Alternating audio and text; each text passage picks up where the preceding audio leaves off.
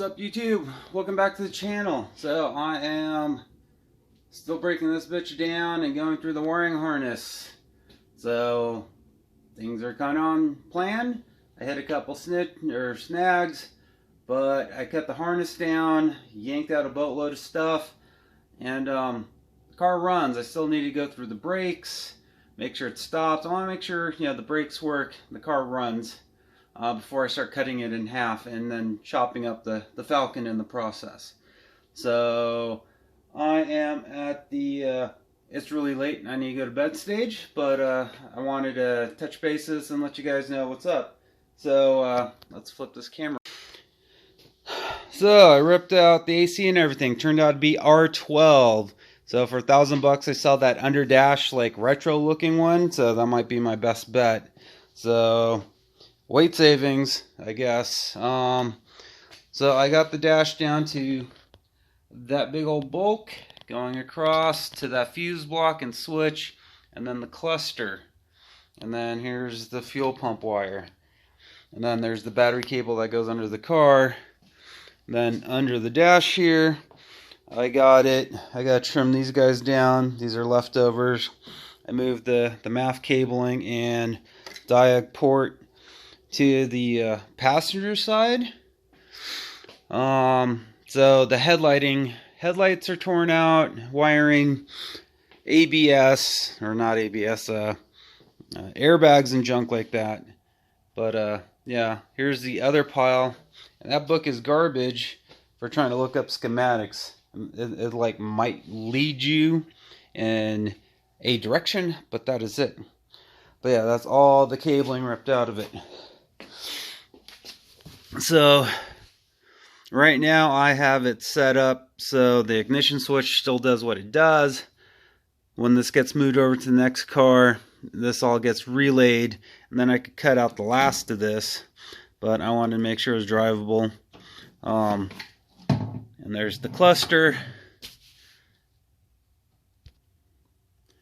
and I turn it on, get our check engine light, and it starts, runs,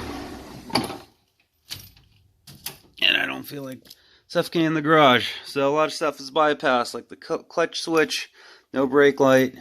I mean, this is bare bones right now. The fuse block, there's like really nothing on the back of it anymore, but for sake of argument, that's it. I don't even need the cluster plugged in, so I could technically just roll that all up. There's the ECU. Here's the fuel pump.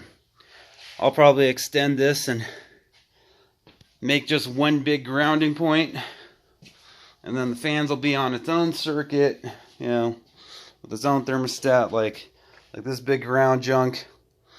I might just make a big lug, and splice in the fuel pump. But yeah, it runs, and with the MAF wiring moved over like this, if I got room, I'll just put it over here in the corner. I got some flexi tube, that way I don't have to deal with this shenanigans of junk. The silencer, this idle thing. I'll probably have to hook up the idle thing, but it's not that hard to weld a piece of pipe onto the side of that, or hot glue it. Depends if it's plastic. Shit. If I do it out of ABS, I just go get a brass fitting and screw it in. But that is where we are at. The condenser core and AC pump need to come off. And yeah, starts up. Oh yeah, gotta bleed the brakes.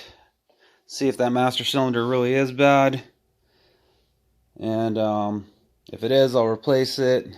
The brakes work, and take it for a drive, see how it is, and then start cutting. Take the windshield down, yada yada. So that is where I'm at. It is down to a harness that I could pull out through the hole here, and whatever connects to the motor, this fan stuff will come off, and yeah, looks pretty good. I mean, it's just slapped together tape right now.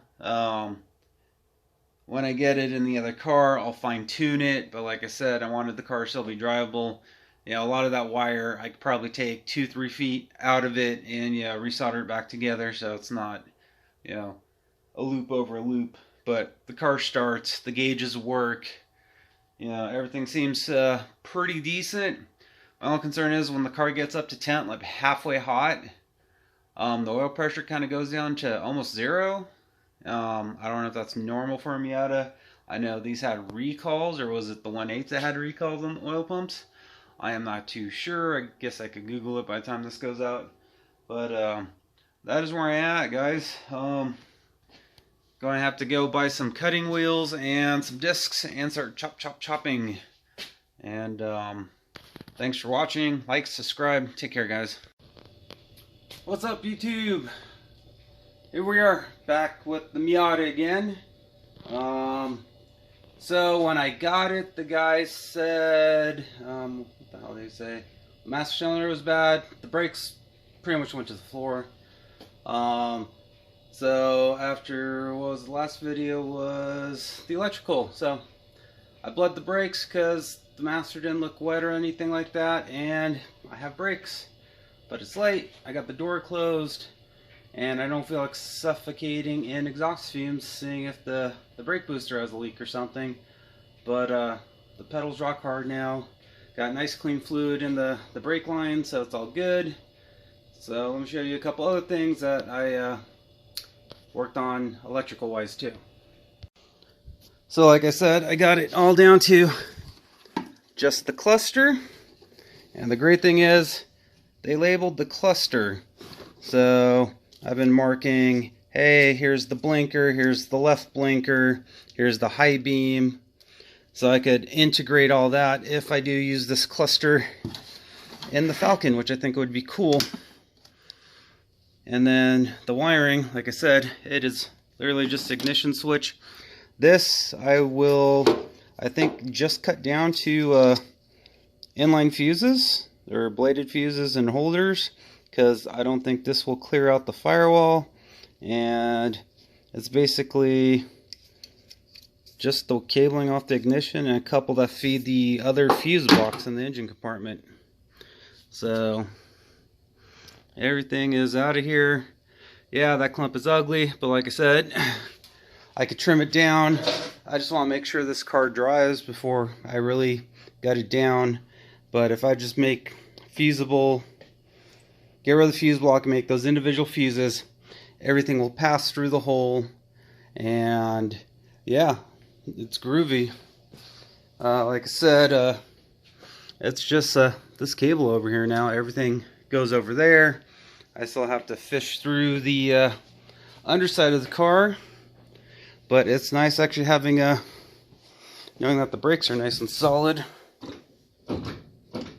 Before they would go like the clutch pedal there, which I might bleed as well. But started trying to drill out spot welds for fun, and there is way too many spot welds. So as for cutting it, you go get some Sawzall blades. I got the discs, and yeah, take the windshield off, vacuum out the car, get some snow goggles, and take this thing for a rip. Make sure, you know, the motor's cool and everything. Like in the other videos, it starts right up. I'm going to put thicker oil in it. I was looking online, people are running, you know, 540 or 1040 or even 2050 for the track cars. I think with 200 plus thousand miles, I should probably put some 2050 in there, or maybe just straight 40. Straight 40, same as fucking straight 50. It's not like I'm driving it in the snow yet, or at all. But that's where I'm at, guys. It is a running shell. What else do I need to do? Other than that, double check upper measurements across the other car, and yeah, we're good. Just got to get a couple accessories off, and that is where I'm at. So the guy who had this, thank you very much for the smoking deal, and yeah, turns out the brakes are cool, the motor runs, minimize that fuel injector leak. Yeah, like I said, Harbor Freight, once again, yeah, thank you for not sponsoring me, but yet using all your cheapy tools to fix everything. Brake bleeder, you know, sorted O-rings. I mean, just to have the stuff sometimes, if you're in weird projects, be like, might use it once, and then next thing you know, you're using it. You don't have to run to the store and all that other stuff. So, once again, like, subscribe. Thanks for watching. Till next time. And it runs!